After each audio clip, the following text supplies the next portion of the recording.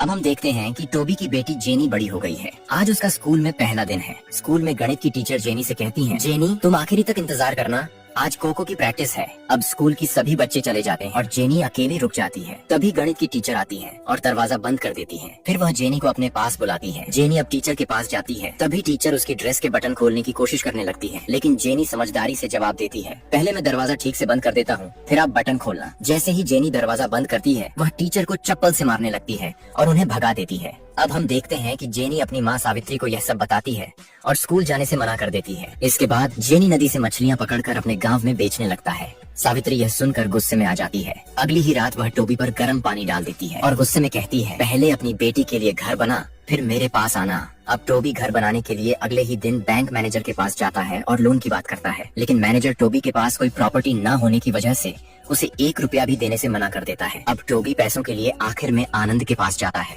अब हम देखते हैं कि टोबी पैसे के लिए आनंद के पास आता है। आनंद कहता है, मैं तुम्हें पैसे नहीं बल्कि तुम्हारे लिए एक घर बना कर दूंगा, लेकिन तुम्हें मेरा एक काम करना होगा। टोबी आनंद की बात मान लेता है। असल में गांव का संतोष रोज आनंद की दुकान पर आकर सारे मटन पर केरोसिन डालकर उन्हें खराब कर देता था। इसीलिए आनंद चाहता था कि संतोष को गाँव से भगाया जाए। अब हम देखते हैं कि अगले ही दिन टोबी 3 घंटे में 100 बकरियां गाँव में लेकर आता है। 100 बकरियों की बात संतोष को पता चलती है और वह गुस्से में अपने आदमियों के साथ आनंद के पास पहुंच जाता है। वह आनंद से गुस्से में कहता है, तेरी हिम्मत कैसे हुई एक साथ 100 बकरियां मंगाने की। तभी वहाँ पर टोबी सामने आता है और कहता है, मैं लाया हूँ। अब संतोष टोबी को मारने के लिए उस पर हमला कर देता है, लेकिन टोबी अकेले ही सबको बुरी तरह पीट देता है। आखिर में टोबी संतोष को भी बुरी तरह घायल कर देता है। तभी वहाँ पुलिस आ जाती है और टोबी को गिरफ्तार कर लेती है। अब जेनी अपने पिता को जेल जाते देख फूट फूट कर रोने लगता है। साल बाद अब हम देखते हैं कि आनंद गांव का प्रेसिडेंट बन चुका होता है और गोल्ड का बड़ा कारोबार करने लगता है। लेकिन एक दिन ऑफिसर आनंद के गोल्ड को पकड़ लेते हैं और उसकी पूरी गाड़ी सीज कर लेते हैं। अगले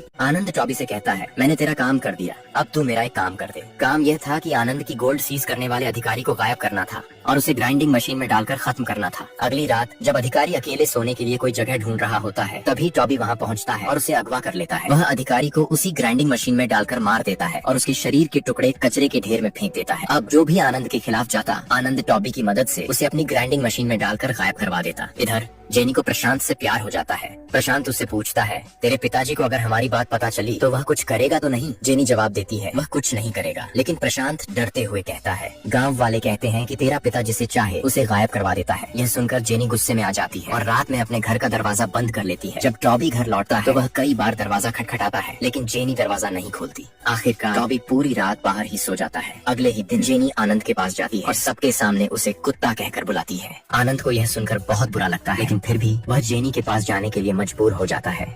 जेनी सबके सामने आनंद को कुत्ता कहकर बुलाती है और गुस्से में कहती है, एक छोटा सा घर देकर तू मेरा टॉबी से और क्या क्या करवाएगा। फिर वह आनंद के मुंह पर पैसे फेंकते हुए कहती है, आज से तेरा पैसा नहीं चाहिए और कभी भी मेरे टॉबी से कोई काम मत करवाना। यह कहकर वह वहाँ से चली जाती है। आनंद गुस्से में आकर जमीन पर गिरे सभी पैसे एक एक करके उठा लेता है। जेनी की इस बेइज्जती से भड़कर अगले ही दिन वह टॉबी को पुलिस से गिरफ्तार करवा देता है। अब टॉबी की रिहाई के लिए जेनी खुद आनंद के पास मदद मांगने जाती है, लेकिन आनंद के आदमी उसे रोकते हुए कहते हैं, अभी आनंद बिजी है, थोड़ा इंतजार करो। जेनी पूरे दिन आनंद के इंतजार में गेट के सामने खड़ी रहती है, लेकिन आनंद नहीं आता। उसके आदमी जेनी से कहते हैं, तुम अपने घर जाओ, आनंद रात को खुद तुम्हारे पास आएगा। रात में जब जेनी सो रही होती है, तभी आनंद उसके पास पहुंचता है। आनंद उस रात जेनी पर अपनी मर्दानगी दिखाता है। इसके बाद आनंद रोज टॉबी को जेल में टॉर्चर करवाता और हर रात जेनी के साथ सोने लगता है। कुछ समय बाद जेनी गर्भवती हो जाती है। यह खबर पूरे गाँव में फैल जाती है और एक दिन आनंद समेत सारे गाँव वाले उसके घर के सामने इकट्ठा हो जाते हैं।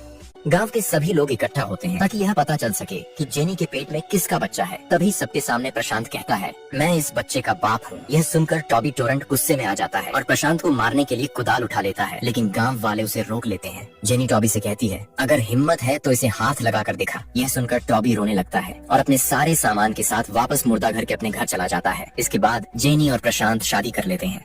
कुछ समय बाद उनकी एक बेटी होती है और वे दोनों खुशी खुशी रहने लगते हैं। कुछ दिन बाद आनंद टॉबी के पास जाता है और कहता है कि प्रशांत को मार डालो, क्योंकि उसकी वजह से जेनी टॉबी से डरने लगी थी। साथ ही प्रशांत के कारण आनंद की एक गोल्ड से भरी गाड़ी भी सीज हो गई थी। इस गुस्से में टॉबी प्रशांत को मारने के लिए उसके घर जाता है। जब प्रशांत सो रहा होता है, तभी टॉबी उसे मारने की कोशिश करता है, लेकिन उसी वक्त जेनी वहाँ आ जाती है और टॉबी को रोक लेती है। अब टॉबी पूरी सच्चाई बता देता है। असल में जेनी की बेटी आनंद की थी। आनंद रोज टॉबी को जेल भिजवाता था और जेनी आनंद के साथ शारीरिक संबंध बनाती थी। लेकिन जब जेनी प्रेग्नेंट हुई, तब भी उससे सच्चा प्यार करने वाले प्रशांत ने यह सब जानते हुए भी उसे अपना लिया और सारे इल्जाम अपने ऊपर ले लिए।